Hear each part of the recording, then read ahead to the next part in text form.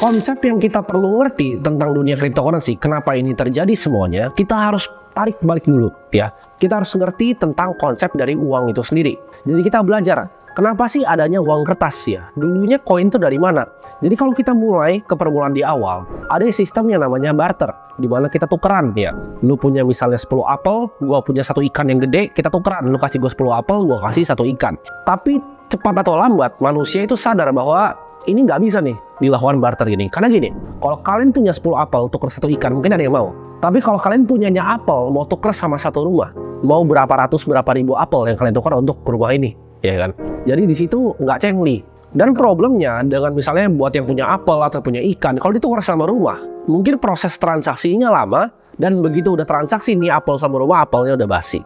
Uang itu kan adalah transfer antara value. Transfer antara value. Barter kalian punya apa? Transfer value. Manusia itu ras yang pintar dan sangat cepat beradaptasi. Jadi kalau metode transfer value-nya ini lebih jelek dibanding yang baru, dia cepat untuk pindah. Habis dari pertama kali barter, kita coba untuk pakai kerang gitu. Tapi teknologi makin tinggi, kita makin banyak explore di laut, ternyata kerang itu banyak gitu kan.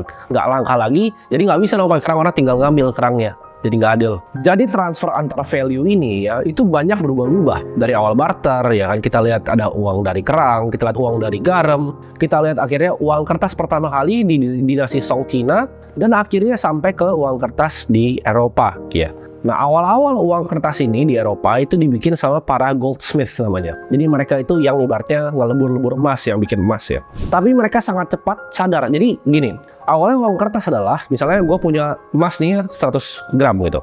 Gue kasih lu kertas bukti bahwa lu punya emas di gua nih. Gue pegangin emasnya, lu ambil kertasnya bahwa lu punya emas ini. Jadi awalnya itu adalah kontrak untuk emas. Tapi seiring berjalannya waktu, manusia kan serakah. Nah orang-orang para yang bikin emasnya ini mikir, kalau gue bohongin dia gimana ya? Jadi gue bilang aja ini kontrak emas 100 gram kertas doang, emasnya nggak usah ada. Tapi gue bilangnya gue punya semuanya di sini. Jadi misalnya emasnya 3 kilo, kertas yang keluar itu 5 kilo. Terjadilah yang namanya inflasi. Ya. Jadi nilai kertasnya ini akhirnya lama-lama turun karena emasnya tuh nggak beneran ada. Nah uang kertas ini dari zaman tadi ya Eropa tahun 1600 sampai ke 1971 itu selalu diacukan kepada emas. Dimana kalau ada uang kertasnya ada emasnya. Sampai 1971 Presiden Nixon itu pecahin ya namanya the gold standard. Dimana uang kertas berbentuk fiat itu udah nggak ada lagi nih emas di belakangnya. Nah ini celakanya.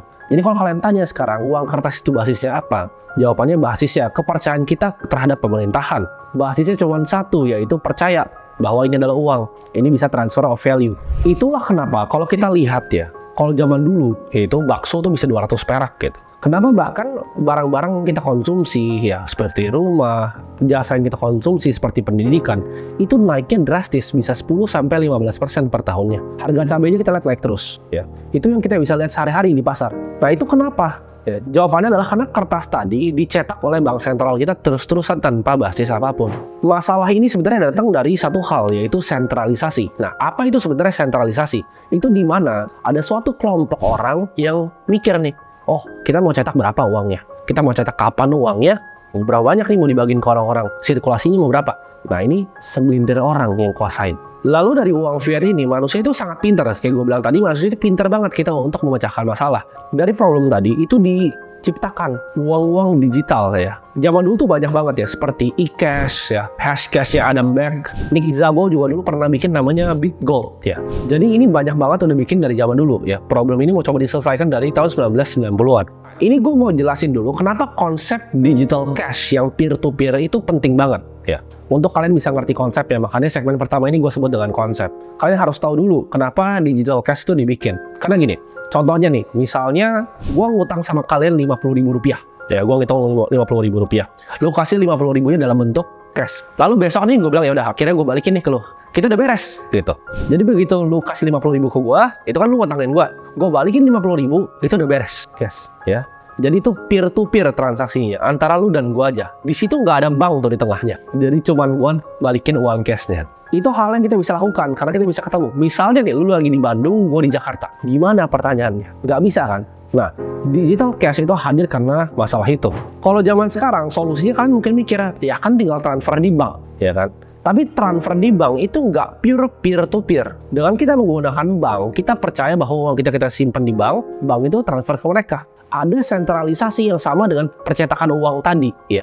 Jadi problemnya adalah pihak ketiga yang harus kita percaya. Kita harus percaya banknya transfer ke dia. Mungkin sekarang memang iya ditransfer semuanya, tapi kalau enggak bagaimana pertanyaannya? Dan bank itu beroperasi sama seperti bank sentral tadi, fiat tadi.